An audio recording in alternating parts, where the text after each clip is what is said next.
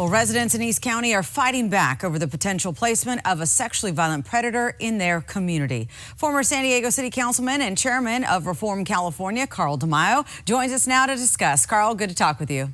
Thanks for having me on. Well, you know, this is something I have been heavily vested in for years. You were at the rally for the residents held over the weekend to stop the placement of not just one, but two sexually violent predators in that area. So why did you think it was important to stand with these residents? Well, Ginger, enough is enough. If you take a look at the release of the sexually violent predators into our community, 2/3 of them are going out to East County. And you have to ask why. Why are we placing them in family neighborhoods in East County when, we should really reconsider where we place them into a more safe, controlled area, away from children, away from family residential units. And we're seeing a pattern of placing these sexually violent predators in the community without proper review. There are laws about how these things are to be studied, how they are to be evaluated for risk factors.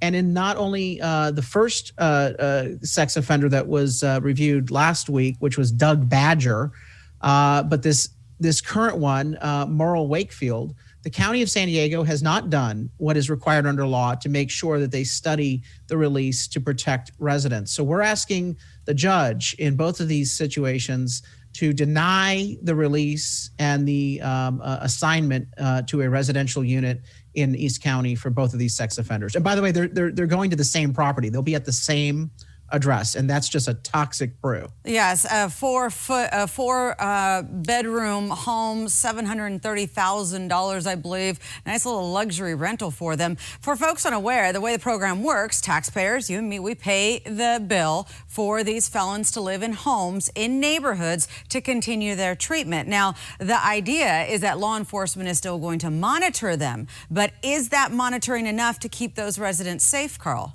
No, and that's what they're saying is that, we'll do our best to monitor. But let's be honest, our police officers, our sheriffs, they're already under so much strain from a lot of these progressive politicians. We're losing officers. And so I don't have confidence that the monitoring will be sufficient to protect the public and in particular, protect our children. And remember, these are not just garden variety sex offenders. These are sexually violent predators. They are the worst of the worst. They have habitually reoffended. They are diagnosed with a mental illness. They have a risk factor of reoffending. And that's what the experts say. They know that they cannot cure these people of their impure desires. And this becomes a very dangerous situation for our children. So we're asking the judges to stop it, to intervene on behalf of the public. Secondly, we're asking these landlords, stop renting your homes to sexually violent predators. You need to be shamed when this is done. We want no landlord to allow this into a community. And third, we need to tell the public the truth about sex offender laws.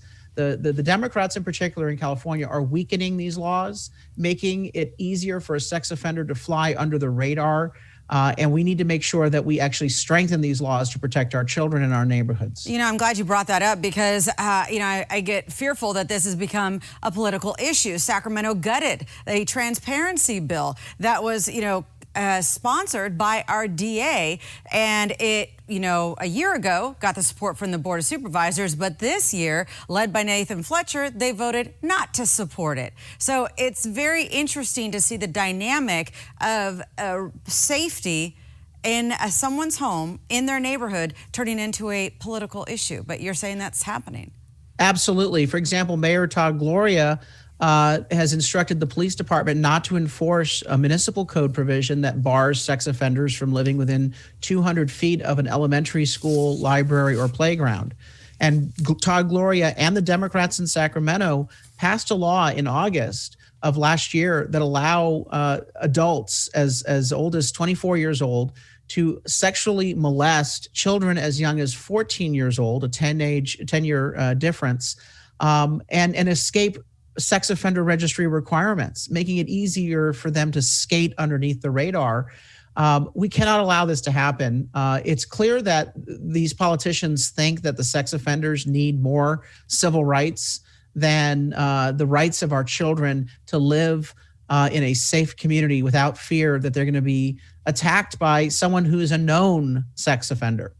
Yeah, it's so interesting because I've been covering this for years, and people tend to get involved when it happens to them, and it's on their street. And this group is definitely getting active. I have said for a long time, I don't understand why we're not using those trailers at Donovan, and maybe that's something that you can get done. They used to be used. They are put out of business. They're cost effective. They make sense. They're on the grounds of a prison, but nobody seems to be able to give me an answer for why they can't be used. So look, I think your solution is the way to go. It's probably the most diplomatic from the people I talk to. There's a lot of other solutions for what to do with them. But I think at the very least, those trailers are a good idea. Put them in the proximity of a prison where they can be easily monitored. They do not need, and nor should they be, in a residential community with families. Yeah. All right, Carl, really appreciate you standing with these residents. Let's see what happens next. And of course, everybody could write in and contact the judge and let them know how you feel about this. All right. That's right, at sdsafe@sdsheriff.org. And they have until midnight tonight to send those emails in. Deadline's coming. Carl, thank you.